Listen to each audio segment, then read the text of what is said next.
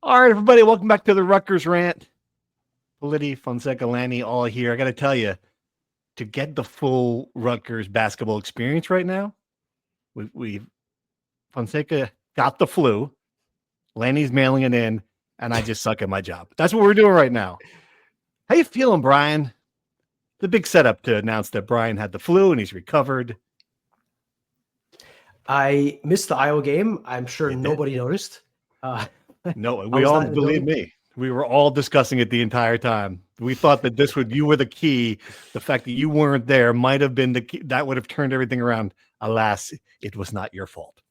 Congratulations. Yeah, I thought I was giving Rutgers the chance to rub it in my face that I don't show up to the one game a year that they actually go bazooka, nuts and actually beat Iowa. Turns out I missed the worst loss of the season. So I guess that's kind of a relief for everybody. But I will say, as I was telling you guys before, like I have gained newfound empathy for Dylan Harper because if this is what he was dealing with at the start of January when he missed Indiana and played a rough 2 games against Wisconsin and UCLA, I give him credit for even stepping on the floor. I thought I was going to, I was halfway to my death. And maybe that's me being a little soft, but it was a rough week. And I've never been more glad to be on the Rutgers Rant with you two fellas talking about Rutgers basketball and be able to breathe some fresh air without thinking I'm dying. You're a roll of Charmin, but still, we're happy. We're happy you're better, right, Pat? We're happy he's better. Absolutely. Absolutely. It's just an unbelievable coincidence that the Rutgers basketball beat writer catches the flu in the same season as everyone else. Unbelievable. It's almost like it's going around. Almost. The RU screw flu. All right, let's talk some basketball. 2 losses, one to Iowa, one to Oregon, one worse than the next. I mean, they were both really bad. I think we're at that point now where it is just hard to watch this team. No other way to put it. The Iowa game, Oregon, I guess it's on the road a little bit more understandable, but it's just an effort thing. Like I just don't. You just don't see it fire. You don't see the want, the care in this team. And that's really what bothers me, I think, during the Oregon game. Like we've seen some bad Rutgers basketball teams, right? We're pretty well versed in this.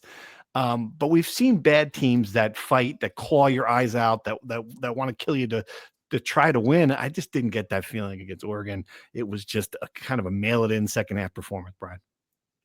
Yeah, I don't like talking about effort. I really think that's kind of the lowest common denominator thing to point to when a team loses, right? Like it's the easiest thing to point out and say like, oh, they didn't win because they didn't try hard enough. Like they were trying pretty hard in the first half when they were hitting 9 of their first 11 shots, forcing 6 turnovers, playing pretty well. The issue is they just can't guard anybody. Some of that is effort. Some of that is just lack of talent and lack of discipline. It's the 26th game of the season, and guys are still flying for pump fakes and getting caught out of position and giving up blow-bys on the baseline and open threes. And some of that is effort, sure. I just think it's hard to quantify, effort, proper effort. And I think the issue is that they're just not very good, right? It was clear to me in the first half when they're, again, hitting 9 of their first 11 shots. I think it was 9 of 13. They're forcing turnovers. They're playing about as good as you could have hoped, and they're up 4 points. You just felt it was inevitable that Oregon was going to come around and win the game, which they did, and they won by 18, which was tied for Rutgers' worst loss of the season numerically with the Purdue loss at home. I still think the Iowa loss is by far the worst loss of the season because they were down 2 starters. They're a bad team to begin with, and that was your last gasp chance of salvaging anything, really, right? And then you just kind of lose by that bad team. You score 73 points against Iowa, and then they go to Maryland 3 days later and give up 101 points. Right. Yeah. Not good. Yeah. Just the defense couldn't have been worse. And like this stretch has been just appalling defensive effort. And it was like, it seemed like they got it together defensively. And now it's just the worst it's been all season. And that's saying something considering where this thing started defensively. To see the regression has just been kind of mind boggling. And maybe that's it comes across as effort, but there was just so many people out of position against Oregon, and they were getting so many wide open looks and breakdowns. You're just like, wow, man. Yeah. And that comes on the heels of that second half against Iowa when it was just zero. There was that moment on the end of the first half against Oregon where you call the timeout. You think they're going to go 2 for 1. Instead, they foul right away. Like what happened there? And then you got Michael Davis guarding. Let's stop here at least. You call the timeout to set the timeout to set some kind of defensive play. The guy just blows right by him and gets a layup. There's no help defense. There's no one coming over to support him. The number of open threes throughout that game. They don't obviously they've never defended the rim. Like I understand that. Like that was a roster structural thing, but everything else defensively, they just don't do anything well. That's it. Yeah. And that was so apparent in the Oregon game. I just kept thinking that over and over again. Like, right. Yeah, the perimeter defense was just so bad. And you're saying, oh, okay, Oregon's making a lot of shots, but they were not even contested. Right. And that was really the issue for me.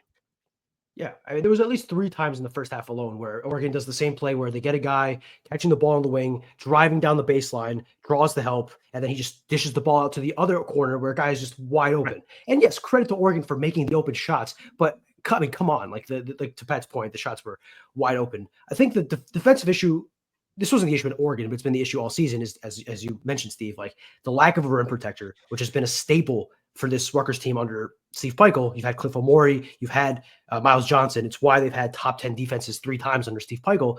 It's just not there. And Lathan Somerville, even if he was, better than he is now, which is hard to ask him to be better as a 6'10" freshman, there's nobody behind him either, right? Like it's not only just the lack of a rim protector, it's the lack of any depth behind the one guy you have at center, and that all kind of just snowballs. And then when you don't have a guy guarding the rim, you have to put more pressure on the rim, and that opens up the perimeter. So it's just a snowball effect of nothing really working right. And you have a bunch of guys who don't know what they're doing because they haven't been in the system. And it's, again, you give up 1 open 3, you give up 2 open 3s, you kind of drop your shoulders, you get disillusioned, and then you give up more open 3s, and again, it snowballs into an 18-point loss. Right. And then on top of this, the other thing that's happening, and I think people are now starting to point the finger at Ace and Dylan and saying, well, they're not all they're cracked up to be. I just don't buy that. And it kind of makes my head explode. Like, I think they've just hit the wall, and I don't know what, if it's just a confidence thing, if it's just a long season thing, if they've just been defended to the certain point, or if they've just spent the entire year with this team on their backs and they're just out of gas with it. Like, I don't know what the answer is. They're teenagers. But I think we're forgetting just how brilliant they were early in the year. And now we're seeing what happens when they're not that. Right? Like when they're not all American type players, when Dylan's not scoring 38 points, when Ace is not, shooting, whatever the hell he had in some of those games early on where it was 11 to 16, when he's not making shots, the team is hopeless without them. Like if they don't play at a level that justifies their draft status, if they have a bad game like they've had the last 2 games in a row, forget it. Yeah, I mean, it's really hard to blame these 2 kids when they have been the keystones of everything, right? That is, like you said, makes your head explode. I'm kind of in the same exact boat, right? That's completely unjustified. If there's anything, I mean, the availability was an issue, right? That maybe if you want to get on anything, but what are you going to do? That's a product of circumstance, and it is what it is. People are blaming them, though. I'm getting it all the time. Like my email box, like I wrote the column, the headline was and it wasn't a great headline, but Ace and Dylan deserve better from Rutgers. And people are like, well, I don't know. I think Rutgers deserve better from Ace and Dylan. And I'm just like, guys, like, are you watching the same thing I am? Like, I just don't. It's just unfathomable that you'd have that take. Like, I get it. Takes are everyone's got to take, but that to me just. I think it's one of the many misguided things here, right? Like, I thought your headline was great because Rutgers and Steve Pikiell do owe Dylan and Ace more, right? They've done everything they possibly can do to win a lot of these games. They do what they were brought in to do, to be elite scorers and provide something that Rutgers has not had in a long time. What they haven't gotten in return is good defensive players around them, players who can hit open shots that they manufacture by being, the center of attention whenever they have the ball. And like, they're just the easy target, right, of people that are like, oh, we're losing this game because we're depending on freshmen. Oh, these, we can't win with 5-star one-and-done players. Like, that's the issue. Oh, they're looking ahead to the NBA and all this stuff. Like, clearly they have not, Dylan Harper was playing when he probably shouldn't, right? Beyond the call of duty, so to speak, when he could have easily just packed it in. And Ace Bailey was playing again, the same deal. Obviously, he wasn't hurt to the same extent as Dylan Harper, but he was putting in really good efforts. The issue is that they've had no help around them, and then they have the right to have a bad game or two. It stinks that they've had 2 bad games in a row together, right? But they've had great games for 3 months, and it didn't work out. They have the right to have a bad game, and like you said, when they have a bad game or 2 bad games this week, the results are Rutgers gets the worst loss of the season and humiliated in Oregon. Right. Yeah. Let's talk Steve Pikiell for a minute. Like, and I think fans are rightfully angry at him. We've seen some, social media chatter, people looking at his contract. I mean, a lot of stuff like that. I don't know. He told us that his team's supposed to get better. Like, we're close. We're getting better. We're almost there. Like the Michigan State game when he made the famous 3.2 GPA line. That was the narrative. Like, if you can't see it, all right, we're right there. All right, well, now you've got your entire team back, except Manny, I guess Magbole, I get it, except for one guy. And the team's regressing. And by the way, it's the same thing that happened last year. And the same thing that happened the year before that. And you can point to injuries a couple of years ago. I get it. I understand that. But for the most part, this has become Rutgers basketball. Like, teams get the best teams in college sports, the best programs get better in February and March. Rutgers is getting worse again. It's damning. It's a really good outline. There's no doubt about it. The regression is certainly, it starts at the top, right? There's nowhere else to really look other than that. And I think you kind of outlined it really well. It hasn't been great the last couple of years. And I mean, if this team just fades away the way it's going right now, I mean, I don't even want to describe it yet of what level disappointment this would be if this team continues to play this way down the stretch in this final 6 games or 5 games. If they do, we're talking about missing the Big Ten tournament, right? Which I know we've nitpicked how bad that would be, like the levels of badness. I still think it would be right. All missing the tournament in general just is all things equal, but I think it would be really, really bad to miss the Big Ten tournament, right? To not even give yourself a chance of believing in this miracle run would be a pretty abrupt end. I'll push back. Like, I think in the 21-22 season, when they made the tournament, the last time they made the tournament, they had a horrible start, and then they got better and better as the season went on. And obviously, they still lost to Notre Dame in the first 4, so the point is moot. But they were better in February than they were in November and December. And then the 22-23 year, they had a horrible February, March because they lost one of the more important players in Mawot Mag. And I know people will push back on how important Mawot Mag was. I think clearly his importance was outlined in the fact they cratered without him. And last year's team was just bad. I don't think they got worse in February. I think they were just a bad team. I think the truth is the same for this team. I think this is just a bad team. Like that. Last year's team was bad, right? They won 7 Big Ten games. Is this team going to win 7 Big Ten games? No. There's 5 left. They have to win 2. Yes, I think. Can you imagine this team could be worse in the Big Ten with 2 regrets, with 2 NBA draft picks? The thing last year is they had, as bad as they were offensively, they were a historically bad offensive team. They were number 6 defensive team in the country because they had an elite rim protector in Cliff Omori, and they had guys who played defense. They played to the point about the effort, whatever. Like, they played hard, and there were guys who kind of knew what they were doing, right? And it helps a lot to have Cliff Omori there. I cannot emphasize how important his thing is there. But my point is that they were good, like elite defensively, and that'll carry you to some wins. This year, they're mediocre defensively. And despite having 2 of the best scorers in the country, they're mediocre offensively, right? They're not having their best 3-point shooting season under Steve Pikiell. I think this is their second best. They're not having their second best. They're not having their best 2-point shooting season under Steve Pikiell. I think this is second or third. And the only difference between this year and most other years is that they're getting to the free throw line more often and making more free throws. That's the only real improvement offensively. And to have Dylan Harper and Ace Bailey on this team and to be 64th nationally in offensive efficiency is a humongous indictment. Because we thought for years this team is bad offensively because they don't have the players. Wait till they have talent in the program. Now they have elite scoring talent, and they still stink offensively. It's pretty rough. I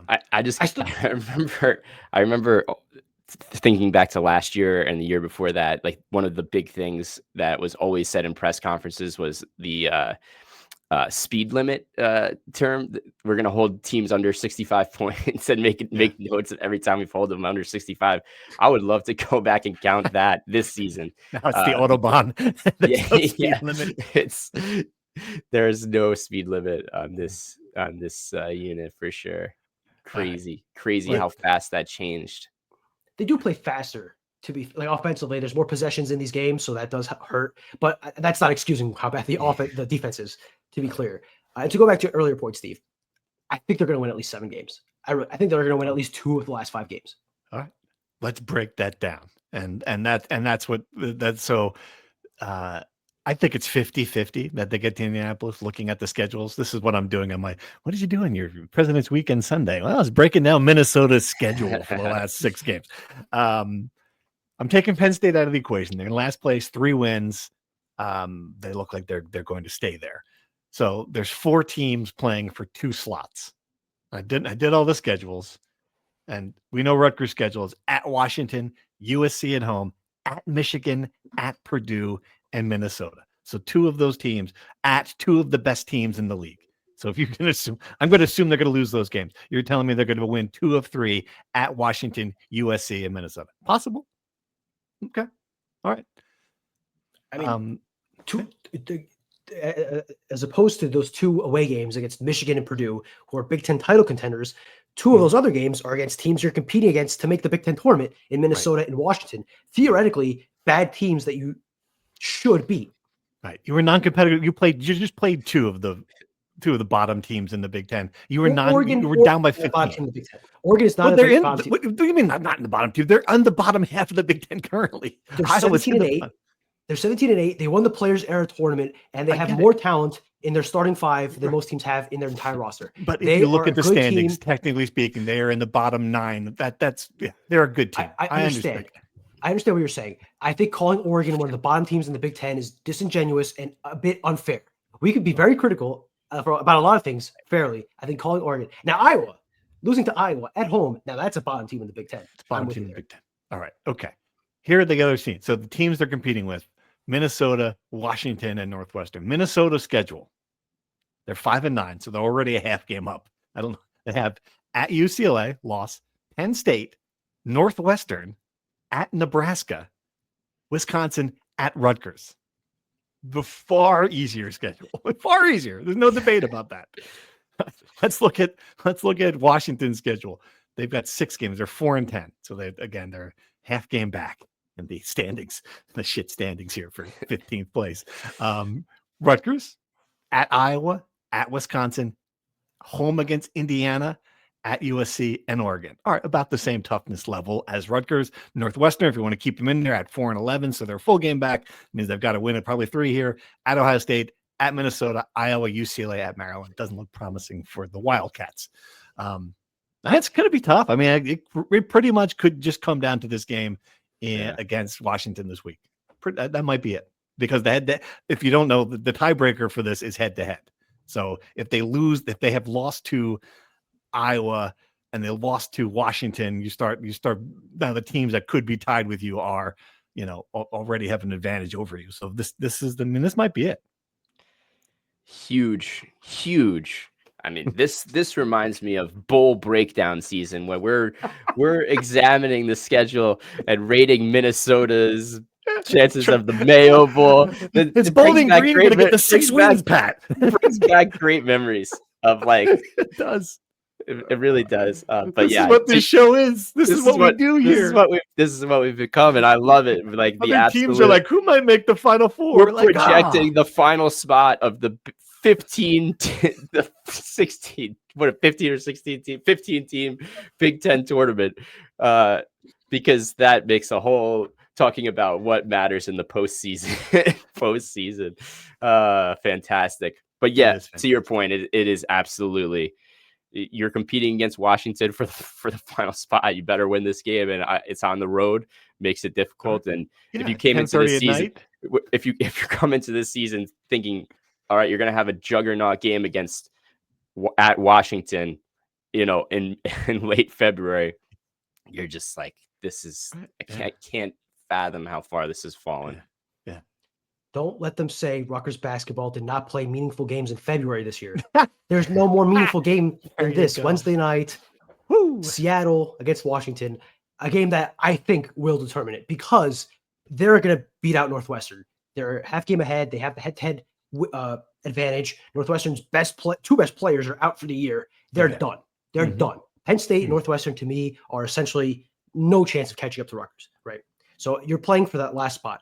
If you lose to Washington, you're down in the head-to-head, right? And as we counted down their last 4 games, 2 of them are automatic losses. They'd essentially have to sweep those last 2 games against USC and Minnesota to get their spot. And then Minnesota could help you in a way if they beat Northwestern, because that essentially eliminates Northwestern even more so. But that would also imply Minnesota's ahead of Rutgers. And then the last, to simplify all this bracketology stuff we're doing, if Rutgers beats Washington, I think they're in. If Rutgers loses to Washington, oh my God. It'll be a catastrophe of all catastrophes. Do you think they're going to beat them? Have you seen enough from this team? You think they're going to be Washington? You've seen enough that this team's going to go on the road? Are you just doing muscle memory that they can't, Dylan and Ace have to wake up? Is it just one of those things? Is it a matchup thing? What gives you that confidence? Blind delusion. Like, at least you're on. At least you're honest. Like, can they lose? Yes. I mean, this team has shown they can lose to anybody. I just think that if there's any semblance of pride and any semblance of wanting to survive and keep the season going, then you win this game. Because again, Washington isn't good, right? They have a $2 million center, which won 3 of their last 5. If you combine these 2 rosters, maybe this is a NCAA tournament team. You get their center, you get Rutgers guards.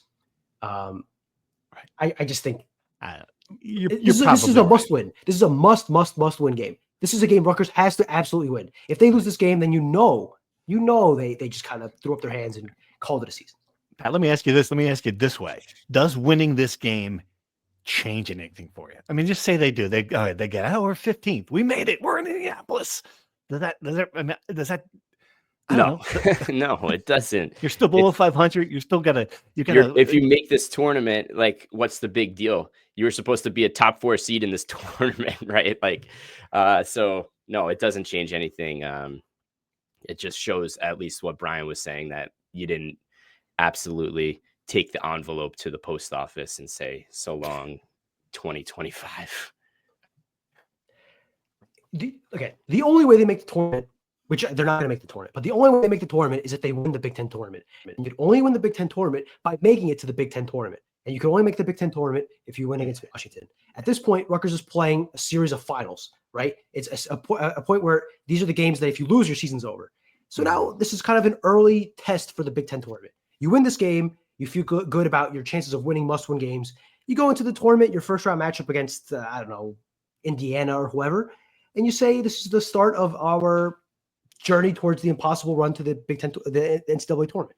I don't know. Right. I just think that we open this episode talking about effort and caring and mailing it in and all this stuff, right? Like, this to me is going to be the ultimate litmus test of, are they mailing it in, or is there still some life, some pulse in Piscataway?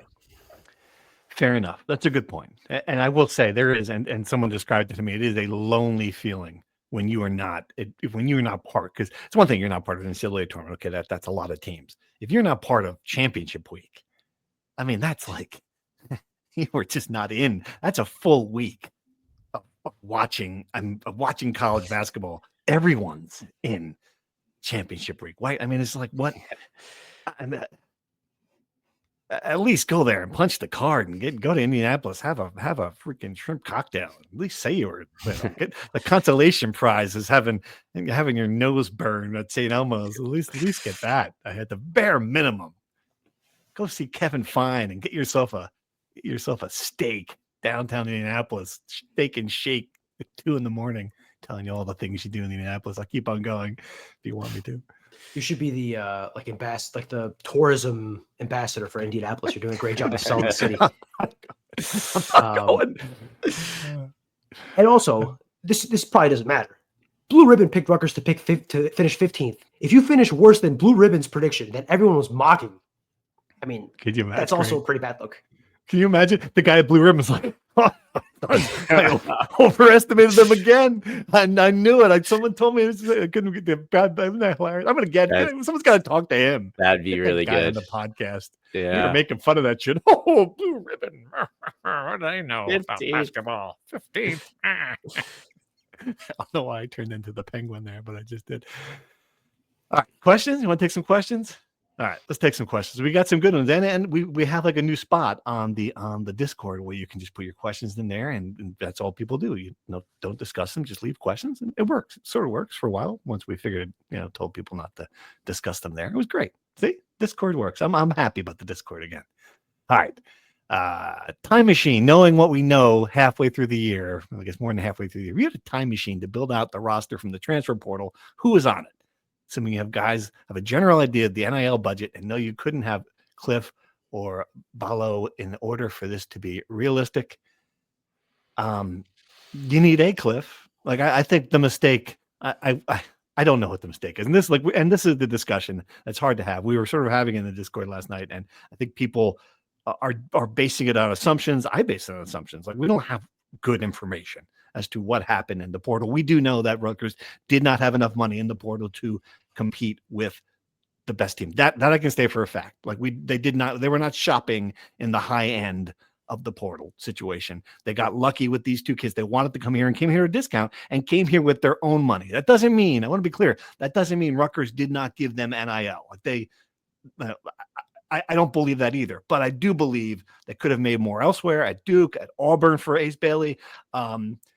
Certainly, yes, but they have true NIL, which is the definition of players who be paid money regardless of when they went to college. Okay, so how much money did Rutgers have left for other players?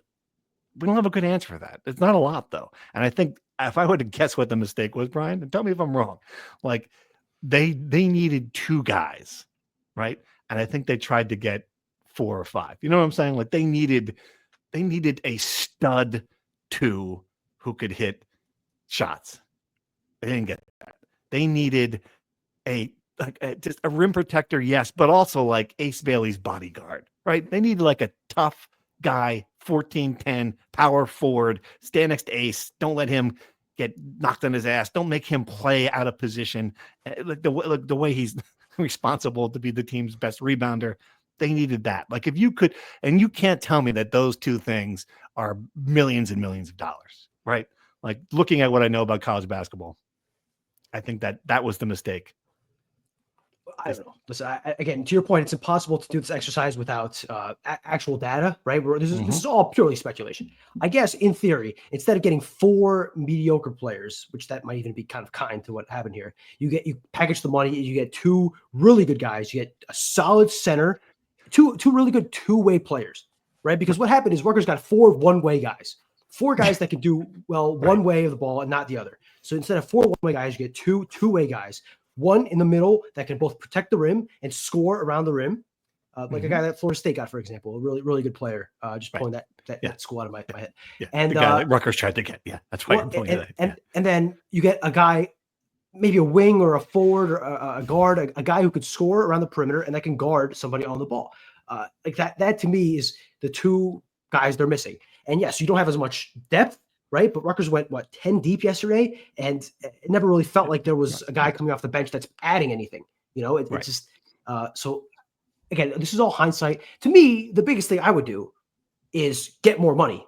Go out and try to raise more money. That is the more than who you get or what. I think increasing the pool of money you have to work with increases the pool of candidates you have to get. So if I can go in a time machine and go back and do that, that's what I would do. Easier said than done, obviously. It seems like 2 mistakes were made, Pat. Like the first one is that, right? Like there wasn't enough. There wasn't enough money in the kitty, and I don't know. Like I don't know how you solve that. I just don't, and I will never understand until I die. I will never understand that. Like how you got to this position where you had this once in a lifetime. We're not asking you to give $5 million a year. We're asking you to get a powerful. This one time. I will just never understand that. Like, how is the sense of urgency? How is it not like, look, guys, this is it. This is the shot. Like, I just don't. I will for die. The biggest season, we have this one. I will go to my grave lifetime opportunity to have these scorers. Right. We need guys that can come in and play this role, which is exactly what everyone said at the beginning of the season. We have all these role players that are going to do these roles, and it just never lived up to that. Like Tyson Acuff was going to be this great scorer, and you've seen it once or twice. Zach Martini was going to be this big physical, that fringe four guy that could body people. That hasn't happened. So I think is maybe just it just never came together. That's it. Like those things happen. Like that's what happens in sports. They made mistakes. They made evaluation mistakes with the money they had. Not only did they not, that's the first problem, they didn't have enough. The second problem was with what they had, they went 0 for 4, essentially. In the portal. They got a scrappy all-around player that they thought may be that defensive guy in Jordan Durkak, right? But it just hasn't. There's been zero consistency from all these guys, and that's probably the mistake. If you're looking for one thing, it's just there's been zero consistency, and that starts from coaching. It just feels like a very easy sell on the surface, to your point, Steve, right? Like you go, there's a lot of Rutgers alums with a lot of money. And I know some of them are adverse to name, image, and likeness, but it just feels so easy to say, listen, I get it, but this is our one chance of going to the Final Four. This is the only chance Rutgers will ever have of having these high caliber players on the roster. We have them already. We just need to fill around them. We just need a little bit of money, and it will be the most fun 4 months of your life.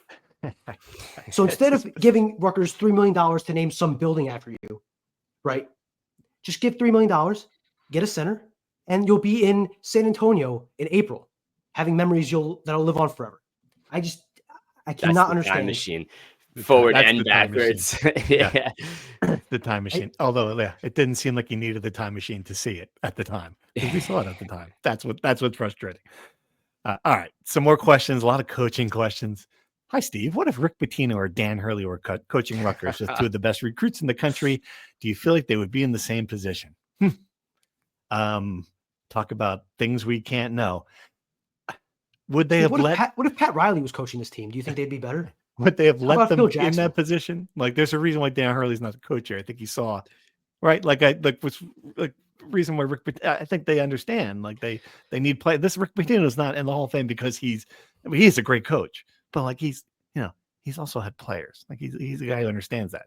Like he took Seton Hall's best player. Like I don't know if you've seen some of these. I don't know if you see. Adam Zagori's done a great job chronicling everything Rick Pitino says, and some of it is just like he just had a comment. I think a couple of days ago, it was like, "Yeah, I'm not recruiting in high school right now. We're losing these 4 guys who are 25 years old. I can't replace them with teenagers. I need adult." He just. Statement where it's clear, like, all right, I'm going back in the portal. I got a sack of money from my vitamin water guy. Oh, we're gonna go buy some more players next year. That's what Rick Pitino's done. Would that have worked at Rutgers? His system's not working with this. I mean, with this current roster. Is the question, if Rick Pitino was coaching his team, would they be better? The answer is yes. I mean, obviously, Rick Pitino is the greatest coach in the modern era of college basketball. It's not even close. Like, of course they'd be better. I mean, what kind of question is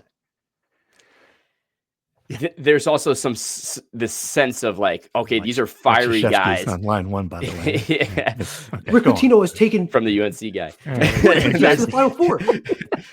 What are we talking about? Mike Krzyzewski won at one place. Rick Pitino is. One place. He's won national titles at 2 different places. He's taken 3 different schools to a Final Four. He's gonna take St. freaking John's to the Final Four. Okay. Anyway, good, Pat. The point I was trying to make is column idea. Yeah, it's great. That's a great one. You see Danny Hurley walking off the court screaming at fans, and you see Rick Pitino just like they have this fire and energy that brings out like emotion. Like this Rutgers team has been emotionless, and that's a big part of Steve Pikiell's personality, right? Like that's the one time I remember this whole season, Steve Pikiell getting fired up. I remember Brian wrote about it at the time. I forget exactly which game it was, but it was that like last ditch, like, come on, guy, like just don't see that. Yeah, right. Danny Hurley would be screaming at this, you know. My problem with this, and this is how I'm going to eventually frame it in the column. I'm just getting there, trying to explain how I feel about Steve Pikiell right now. It's not that I feel like he is a bad basketball coach. I'm wondering if he is still the right basketball coach for this program in a lot of ways. And it's not because he forgot or he wasn't a good defensive coach. It's just that the game has changed now, and I don't know that his skill set suits it. And that's what would concern me if I'm at Rutgers. Like, I just don't know if what he did well the first time around is possible to do anymore in college basketball, period. But if it be possible to do a place like Rutgers, like, and that's kind of what would concern me. It's just like, you need a salesman, you need a fundraiser, you need a CEO, and you've got a guy who likes to coach basketball. I guess that's what I come back to. And I don't know, like, I'd love to see Steve Pikiell prove me and a lot of people wrong with that, but I mean, it ain't looking great. Where we are right now, if you're him, this is going to be you've gone backwards each year since you've gone from second round, first four, NIT, no NCAA tournament, NCAA tournament with 2 NBA. Like where's this go? Like, what's coming back next year? Like, the trend lines are not great. It's not a great situation to be in for Steve Pikiell right now. Sure. The positive thing is, in this era of basketball, it's easier than ever to completely flip things, right? Like this. You have the money. Yeah.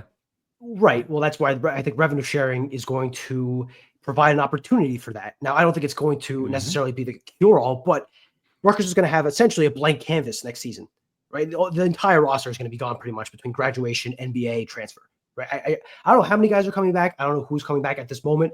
There's going to be so many scholarship spots open, right? So you're going to have the opportunity to fill those through the portal.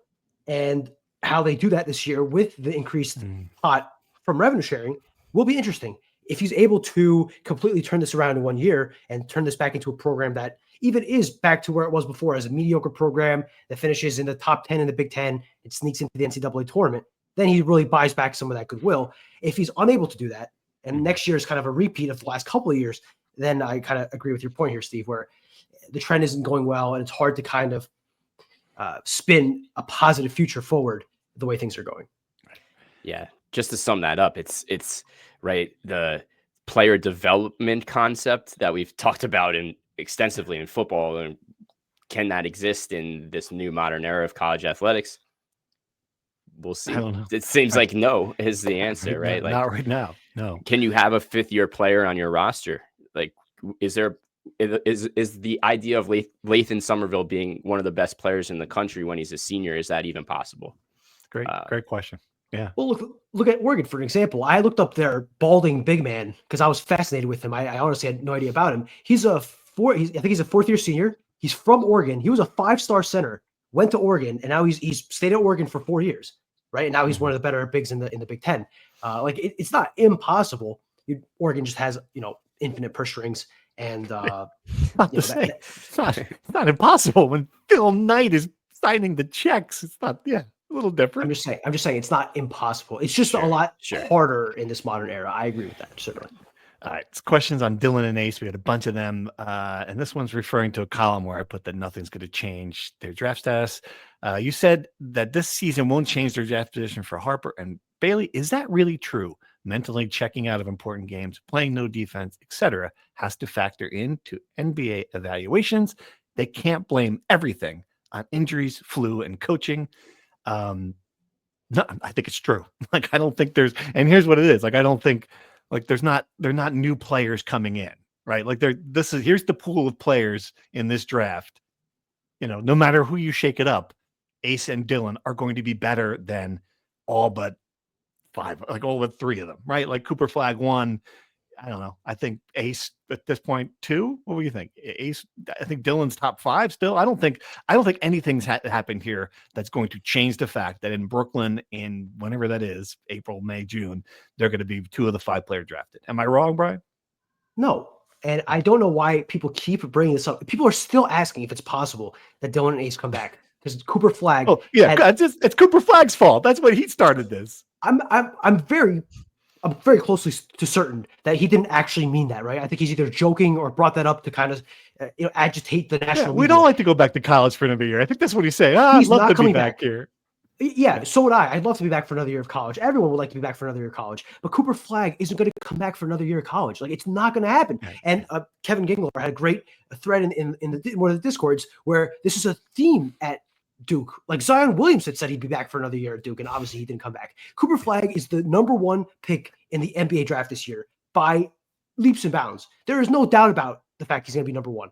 Why would he come back to college? He's not, and neither are Ace, and neither are Dylan. And they're still all going to be top 3 picks in the NBA draft because they are elite talent. Yeah. Like what are you talking about? What are these people talking about mentally checking out and all this? Like, what are you guys saying? Like, did you watch these guys score at the level that they do all season and think NBA scouts are going to watch like 2 games this week and say, oh, well, Dylan isn't going 100% in the final minute against Iowa. He pulled up for that 3 instead of going to the rim. Maybe we should drop him to 7 on our draft board and draft the kid from Illinois who scored 6 points at the rack 2 weeks ago. Like, what are we people saying, dude? Dylan Harper and Ace Bailey are going to go 2-3 in some order. I think Ace is probably going to be number 2, but it depends on how the lottery shakes out, how teams view him. I just cannot envision a world where either of these guys are not top 5 picks. I just can't. I just don't. You're looking for reasons not to draft them. Yeah. If you don't, I just don't see a world where they're not. And this is a fascinating thing for me. Oh, go ahead, Pat. I was going to say the things that are people are criticizing them, even in this question: lack of effort, lack of defense.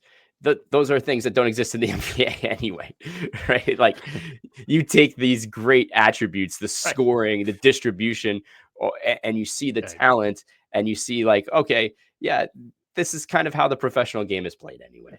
So, trying to play on Team Shaq at the. I watched like 13 seconds of that. I'm like, this is not something for me. All right, the other part of those, and we'll have plenty of time to talk about the NBA draft, but I'm curious, and I hope Rutgers has a plan, like a PR strategy, something plan in place to figure out how to still capitalize on that moment and not make it about the fact that Ace and Dylan were on a bad Rutgers team, but to make it that Ace and Dylan were at Rutgers. That to me is going to be really fascinating. Like Steve Pikiell, really good. Like, he's got to be there in a tux. He's got to be like, you've seen these drafts, like Jay Wright over the years, sitting there in the front. Like, they have got to figure this out. Like, this can't, you know what I'm saying? They still went to Rutgers. Like, it's still there's the kids tomorrow, the next generation of recruits, they're not all sitting there watching the Iowa game. They're not up watching Washington and Wednesday like we will be. They've got to be a way to make that, spin it as a positive. I don't know how you do it, but going to be fascinating to see if they can. Well, Rutgers PR has done a great job this season of really emphasizing all the good things about this program. I say that sarcastically. Now you're going to trim that clip, or you'll never get another interview again. There's going to be a little lull here in the podcast for 4 seconds at the 42-minute mark. Here's all you need to know. Last night during the All-Star game, Keith Smith, the guy who covers the NBA, said, a little aside, how is Rutgers this bad with 2 top 3 NBA draft picks? Guys in the NBA are taking a night off and saying, wait, what's going on at Rutgers, right? And that's happened sporadically this season. It's going to happen even more so during the draft process. People are going to watch them kill it at the combine, draft talk leading up to the draft, and people are going to keep asking themselves, how in the world was Rutgers this bad? It's going to be a recurring question until draft day. It's going to be a recurring question during their NBA careers. It's going to be a question that follows them the rest of the time, right? So as much as Rutgers can try to squeeze out, this, and they should, right? I just don't think they'll ever be able to rid themselves of the stench, right? Like, anytime, at least this regime tries to recruit a 5-star kid to Rutgers, every opposing coach is going to say, did you see what happened with Ace and Dylan? You want to go there? Yeah, but it's still, those guys? At the end of the day, Ace and Dylan, that process worked out exactly the way they wanted it to. There's if everything goes well in the NBA draft like it's supposed to, that's the blueprint. They came here and it worked out. They had their dream NBA aspirations play out perfectly. Regardless of how the season happened, they had their one and done year, and they still, I guess that's the pitch you would make.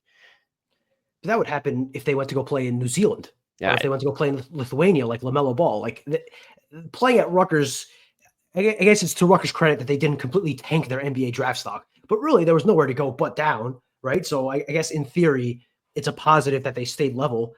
But I don't think Rutgers gets credit for them being top 3 picks because they were going to be top 3 picks anyway. It's not like they've developed. I'd be hard pressed to think of one thing that Dylan and Ace have developed at. Sure. You guys could tell me if you can think of one. I can't. Have you seen Ace Bailey become a better defender? Have you seen Dylan Harper become a better defender? I don't know. Yeah.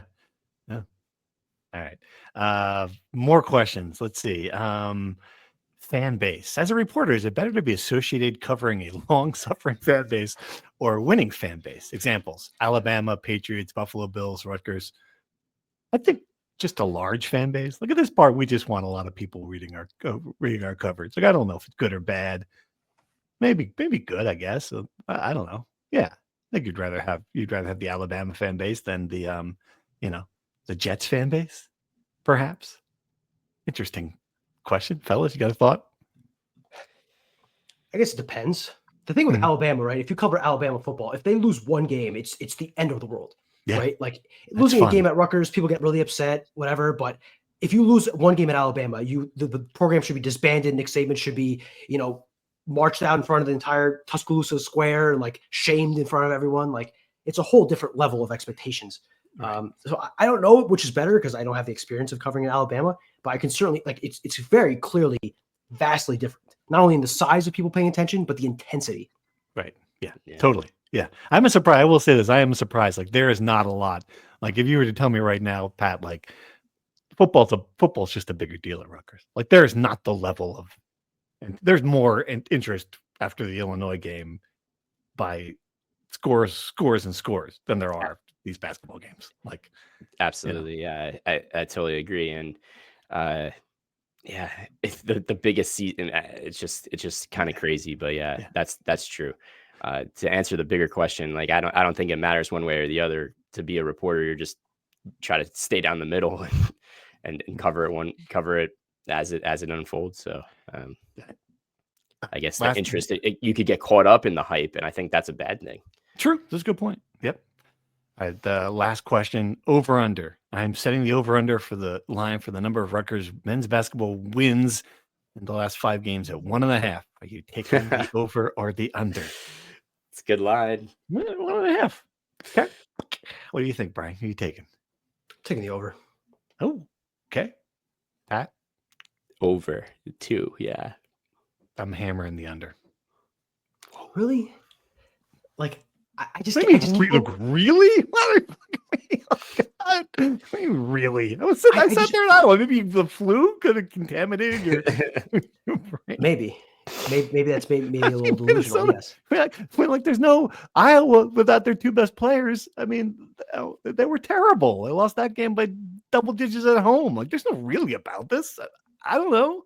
I see a team that's a borderline pulling the plug and getting ready to go. This is like, we say this about pros getting ready for golf season. The clubs are in the trunk. I guess that's not a thing in college basketball, but man, I'm not saying I would be surprised if they won 2. I'd be surprised if they won 3. I would certainly be surprised by that. Sure. I see 3 winnable games there, right? I see definitely Washington, 3 winnable games. Yep. Washington, USC, and Minnesota. Right? I look, if they win 1 game, am I going to be shocked? No, but I have to think there's something there, right? Maybe I am being a bit naive here. Again, this is obviously surprising coming from me. You think I would be the one that says they're going to win 0 games, but I just think I think there's 2 wins there. I think there's 2 wins there. I really do. All right, we'll see what about you, Pat? What do you got? Yeah, I agree. Those 3 that you said, I think they can win 2 of them, and gets the over. All right, good job for the questions. Thank you for putting them in the proper spot in the Discord and making my life easier. All right, what else we got? We got some wrestling. Wrestling has 1 duel left Wednesday night against Penn. And Penn? Are we playing Penn at this stage? It's like a last. There's a good relationship between the schools, and it's actually really fascinating, like New Jersey storylines. It's a cool duel, and but anyway, the point I wanted to make was that at the beginning of the season, the big quote, the rah-rah quote was, "We're sick and tired of being the 13th best team in the country." And coming into Wednesday, they'll be ranked number 12, which in the grand scheme of this athletic department and what has unfolded during this winter season is like winning the gold medal in Paris of like success.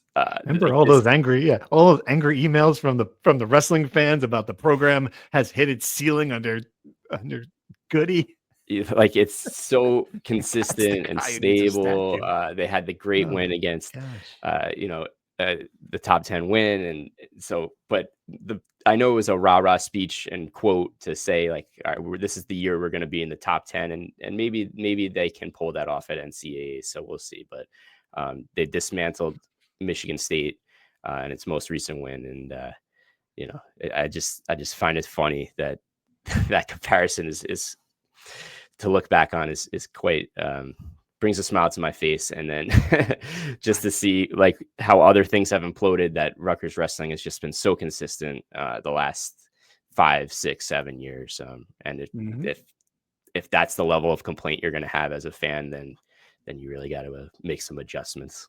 Right. I think it's kind of got you thinking like, people weren't happy always sneaking into the NCAA tournament on the bubble. Maybe people would sign up for that right now.